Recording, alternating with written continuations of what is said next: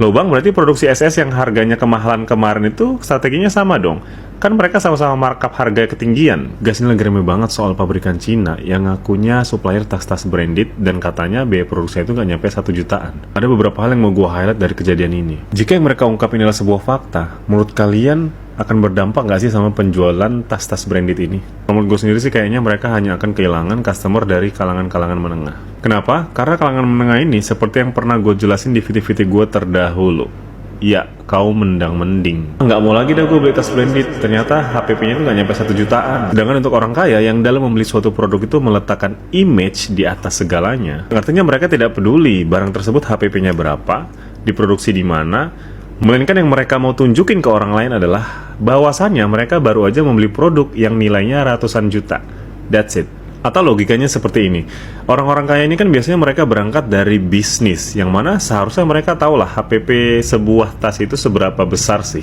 Dan mereka seharusnya tahulah bahwasannya brand image itu bisa dibangun dan biasanya bertolak belakang dengan biaya produksi. So, kenapa mereka tetap mau membeli produk tersebut?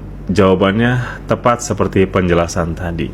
Jadi sepertinya untuk kalangan orang-orang yang udah kaya dari sononya, ya kayaknya sih mereka akan tetap membeli produk-produk ini sih, meskipun diterpa isu-isu seperti ini. Yang kedua, seharusnya produsen dan pabrikan ini kan membuat NDA atau Non-Disclosure Agreement sebelum mereka melakukan produksi. Yang artinya si brand bisa menuntut ganti rugi atau gugatan secara perdata kepada pabrikan yang membocorkan rahasia dagang mereka kan. Tapi masalahnya apakah ini instruksi dari Presiden Cina atau pure respon reaktif mereka, para pabrikan Cina dalam menghadapi perang dagang Cina-Amerika ini? Karena kalau iya, bisa saja mereka sudah siap menghadapi apa yang akan terjadi dengan yang mereka lakukan. Asalkan pemilik tas branded tadi terkena di sisi supply chain-nya. Ya karena untuk menghancurkan sebuah bisnis, biasanya dimulai dari menghancurkan sisi supply chain-nya atau rantai pasokannya. Simple. Yang ketiga, gue sebenarnya merespon berita ini tuh dengan positif dan juga negatif. Tapi tetap cenderung positif, karena dengan kejadian ini, kita masyarakat biasa ini ya bisa dengan kata "oh" aja dalam menghadapi orang-orang OKB suka flexing-flexing dengan barang-barang branded itu. Ya kan kita udah tahu nih tasnya dari mana asalnya dan harganya berapa. Lebih jauh lagi sebenarnya bisa menjadi turning point buat para brand lokal untuk mengambil kesempatan mereka agar kembali dilirik masyarakat Indonesia dikala masyarakat mungkin sudah mikir 2 kali untuk beli tas-tas branded ini. So it's your turn, produk lokal, yuk bisa yuk.